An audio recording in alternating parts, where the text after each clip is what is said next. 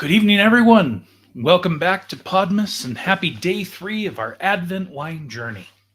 I'm your host and your fat friend, Mark. Every night we open a new bottle, explore its story, and soak in a little seasonal reflection along the way. Before we jump into tonight's wine, let's take a quick look back at where we've been. On day 1, we opened with L'Artiste, a rich Italian repasso, deep fruit, chocolate, warmth. It felt like Advent settling around us all in a little blanket. Day 2 brought a completely different energy with the El Campeon White Sangria. Bright, citrusy, refreshing, a little reminder to let some lightness into the season. And tonight, we shift again, this time to something rustic, grounded, and French. So for that, I introduce you to Champs de Foin Cabernet Sauvignon. It's from the Pays d'Oc region of southern France. Doing some research, of course, as always. This is way down there, southeast. It's a cab with a different personality.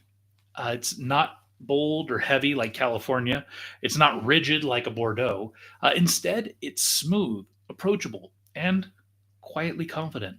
Think of it as a French winter red made for calm evenings. This area, again, of France, absolutely beautiful. It feels like it's in a castle fortress.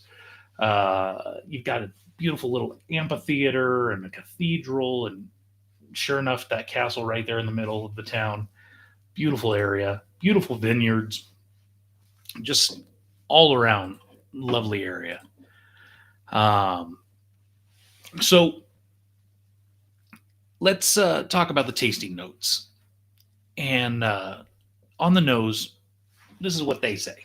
We'll see. But they say on the nose you'll find blackberry, cassis, plum, touch of spice, and subtle toasted vanilla from gentle oak aging.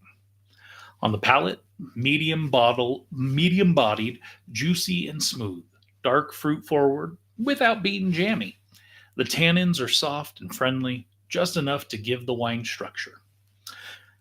And the finish, it's dry, clean, slightly warming, a perfect winter evening cab. Not too heavy, not too sharp, but just right.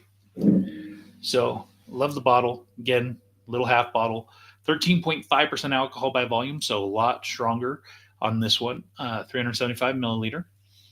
I love the windmill. It's just beautiful. So as always, I will start cutting off the top here. Hopefully this one cuts a little bit better than last night. Let's see.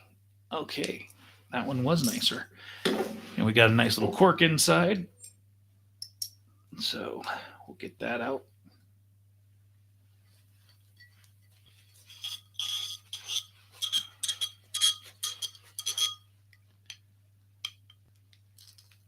Oh, and the cork broke. That's not good. Let's see if we can get down in there and get the rest of it. Hopefully. Fingers crossed, everybody. Last thing I want is the old trick of pushing it in. Because then just your wine tastes like, oh no. Oh no, this is not a good, oh, maybe. Hold on. Oof. Got it. All right, let's pour some out. Now, I will mention a little bit ahead. One of the things it does advise is letting this out and breathe for 10 to 15 minutes, but I don't have enough time to sit here and make you wait for 10 to 15 minutes while I try to vamp to let it breathe. So we're just going to let it breathe a little bit. And while I let it breathe for a moment before I come back, let's talk about the region. So Pays d'Oc is one of France's most flexible and expressive wine regions. It sits along the Mediterranean, soaking up sun and ocean breezes. Cabernets from this region tend to be fruit-driven, smooth and easy drinking, lightly oaked, made for the table rather than the cellar. What does that mean? Some people wonder. It means take it and drink it. Don't let it sit for years. It's the kind of wine you can pour for anyone, from the casual wine drinker to the seasoned enthusiast. So we've let it breathe for a couple minutes. Let's give it a go.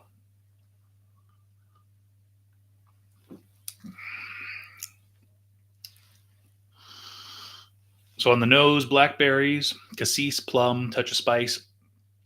I definitely smell the blackberries. Not so much the cassis, a little bit of the plum. I don't really get anything spicy. On the palate, it says medium-bodied, juicy, and smooth. It definitely is a little bit thicker on the tongue. It is juicy.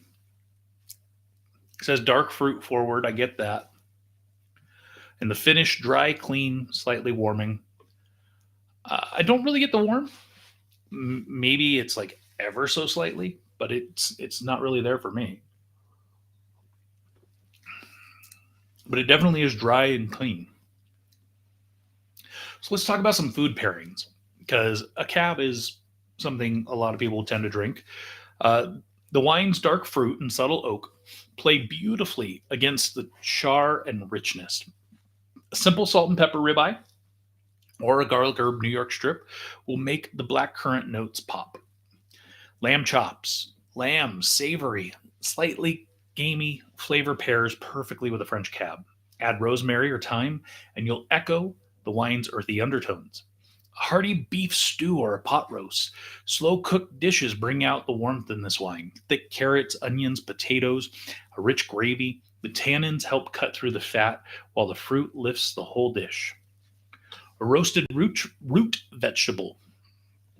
Carrots, parsnips, sweet potatoes, beets, all caramelize beautifully and complement the cab's natural sweetness and spice. Add olive oil and herbs for a perfect pairing. Mushroom dishes. Anything mushroom-based, risotto, stroganoff, creamy mushroom pasta, or a mushroom tart. Mushrooms mirror the wine's earthy qualities and make the fruit shine. Sharp cheddar or aged Gouda. These cheeses stand up well to this wine structure. Sharp cheddar brings a savory punch, while aged Gouda adds nuttiness that plays beautifully with the subtle vanilla notes in the wine. And of course, a rustic charcuterie board.